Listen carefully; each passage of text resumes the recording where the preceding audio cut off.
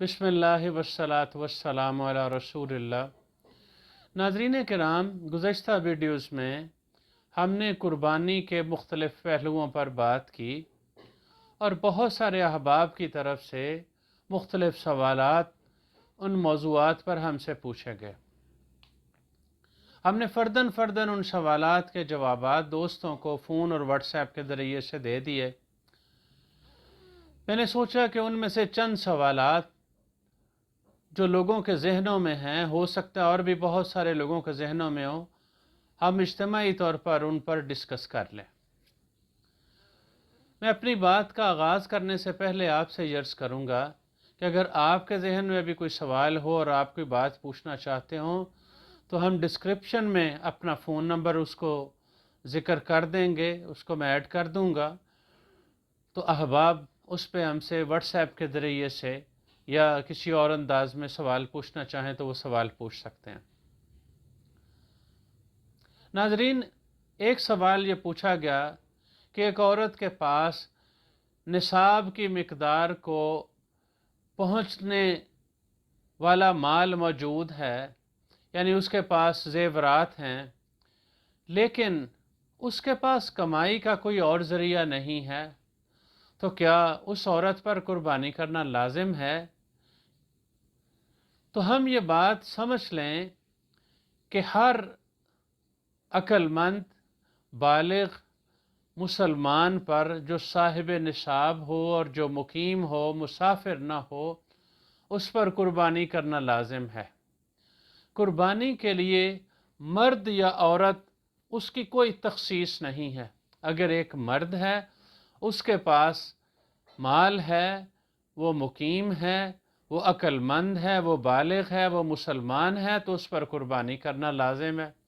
इसी तरह एक मुसलमान ख़ातून है जिसके पास इतना माल है जो निसाब की मिक़दार को पहुँचता है, तो उस आकिल बालिग मुकीम मुसलमान औरत पर भी कुर्बानी करना लाजिम है। और अगर वो कुर्बानी नहीं करती तो अल्लाह ताला के हाँ वो मुजरिम है। इसके लिए ज़रूरी नहीं है कि आपके पास इनकम का कोई और सोर्स हो। ये जो माल अल्लाह ताला ने दिया है, ये भी तो अल्लाह ताला की नेमत है।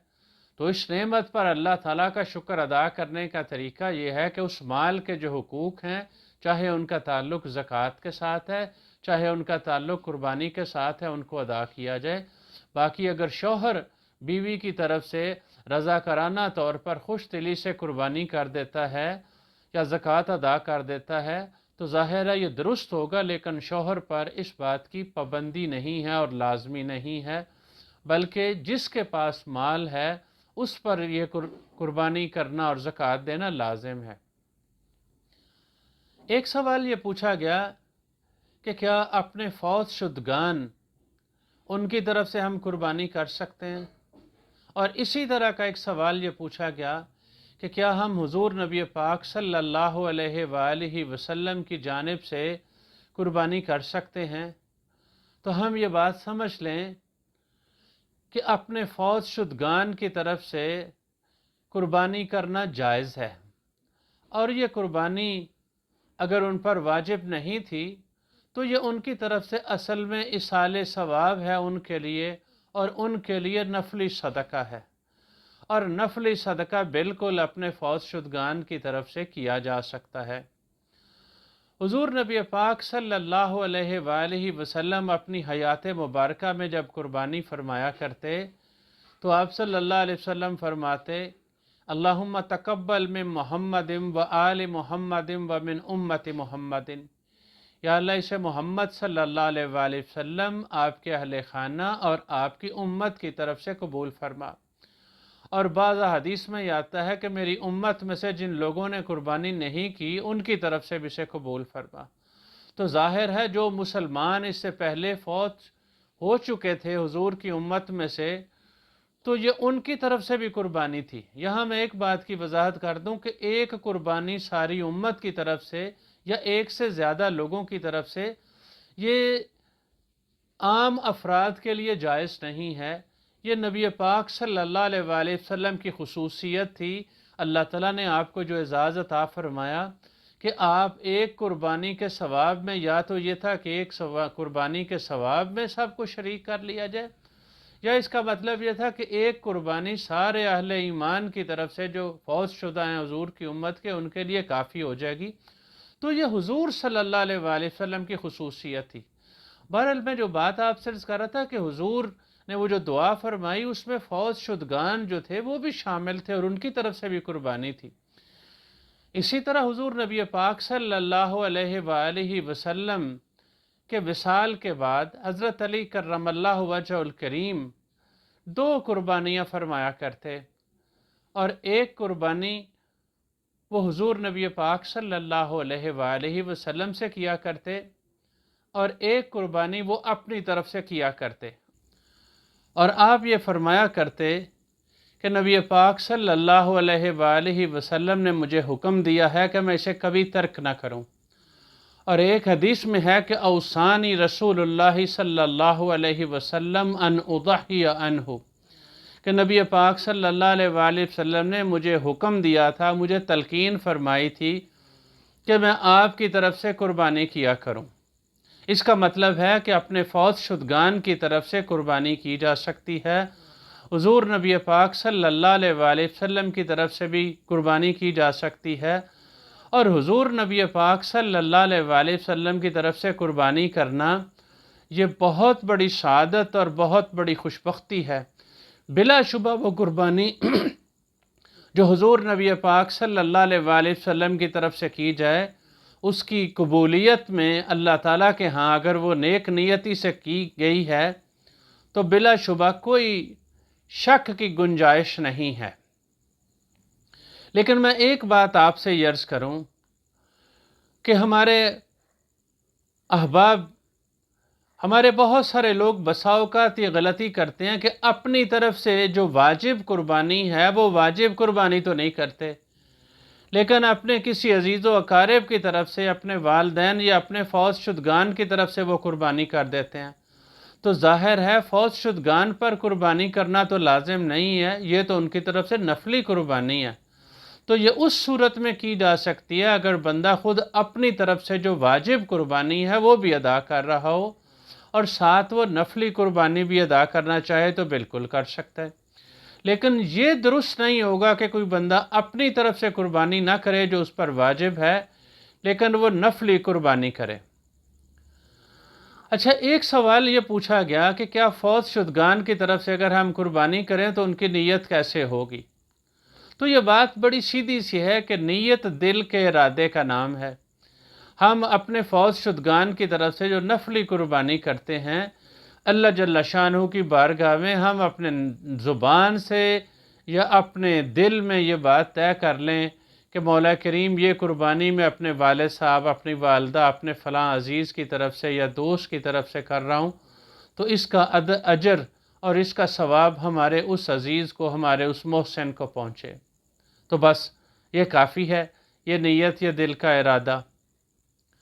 اچھا، ایک سوال یہ پوچھا گیا کہ جانور جب خریدا گیا تو وہ ٹھیک تھا، تو اس کے بعد اس جانور کے سینگ کا تھوڑا سا حصہ جو ہے وہ آپ کہیے کہ وہ وہاں سے ٹوٹ گیا، یا جسے پنجابی میں کہتے ہیں کہ پھر گیا تھوڑا سا حصہ، یا ایک صاحب نے یہ سوال پوچھا کہ سینگ کے اوپر والے حصے میں کوئی دراڑ سی محسوس ہونے لگی ہے۔ تو یاد رکھیے،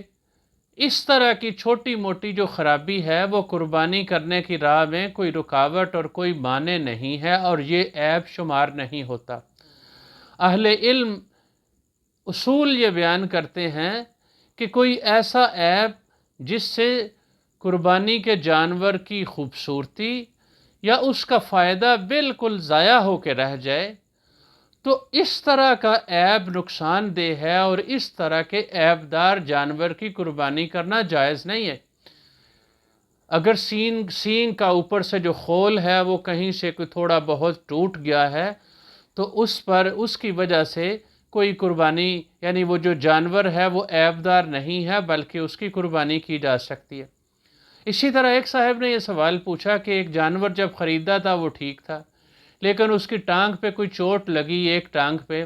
اب وہ لنگڑا کے چلتا ہے، اس پر پوری طرح سے وزن نہیں ڈال سکتا۔ تو اس حوالے سے بھی ہم یہ بات سمجھ لیں کہ اہل علم یہ بات بیان کرتے ہیں کہ ایسا لنگڑا جانور کہ جو قربان گاہ تک چل کے نہ جا سکے، اس کی قربانی جائز نہیں ہے۔ لیکن اگر کوئی چھوٹی موٹی اس پہ کوئی لنگڑاہٹ ہے کہ وہ یعنی اس کا مطلب یہ ہے کہ یعنی وہ اپنی چاروں ٹانگوں پہ اگر وہ وزن ڈالتا ہے، کسی پہ تھوڑا سا کم ڈالتا ہے، تو اس کی قربانی کرنا جائز ہے۔ لیکن اگر وہ صرف 3 پر کھڑا ہے اور چوتھے پر وزن ہی نہیں ڈالتا، تو ایسے جانور کی قربانی کرنا جائز نہیں ہے۔ اچھا، ایک سوال یہ پوچھا گیا کہ قربانی کی جو کھال ہے یہ کس کو دی جا سکتی ہے؟ تو بڑا اس کا آسان اور سمپل سا جواب ہے کہ قربانی کی کھال کا تعلق قربانی کے جو باقی جو گوشت ہے اس سے کوئی الگ نہیں ہے۔ قربانی کا جانور ایک یونٹ ہوتا ہے، جس کو قربانی کا گوشت دیا جا سکتا ہے اس بندے کو قربانی کی کھال بھی دی جا سکتی ہے۔ تو وہ کوئی بھی ہو سکتا ہے، وہ رفاعی ادارے بھی ہو سکتے ہیں، وہ دینی مدارس بھی ہو سکتے ہیں، وہ افراد بھی ہو سکتے ہیں، وہ اپنے استعمال میں بھی لایا جا سکتا ہے۔ البتہ کسائی کو یا قصاب کو اجرت کے طور پر وہ نہیں دیا جا سکتا۔ تاہم میں یہ سمجھتا ہوں کہ ہمارے وہ ادارے جو دین کے فروغ کے لیے کام کر رہے ہیں، وہ مدارس جو رضاکارانہ طور پر اس معاشرے کے لاکھوں بچوں کو پڑھا رہے ہیں اور ان کا بوجھ اور ان کی ذمہ داریاں اٹھائے ہوئے ہیں، اور دین کی جو ذمہ داریاں ہیں جس سے ریاست نے بڑی حد تک کنارہ کشی کی ہے، تو وہ اس ذمہ داری کو ادا کیے ہوئے ہیں، تو ایسے اداروں اور دین کا کام کرنے والے ایسے افراد کی سرپرستی کے لیے میں سمجھتا ہوں کہ کھالیں انہیں دینا یہ زیادہ نفع کا باعث ہوگا۔ یہ آپ کے کچھ سوالات تھے جن پر آج ہم نے بات کرنے کی کوشش کی۔ اللہ جل شانہ جو ہم نے کہا اسے اپنی بارگاہ میں قبول فرمائے، اور جو کمی کوتاہی رہ گئی اپنی رحمت کاملہ سے معاف فرمائے۔ آمین۔ وآخر دعوانا ان الحمد للہ رب العالمین۔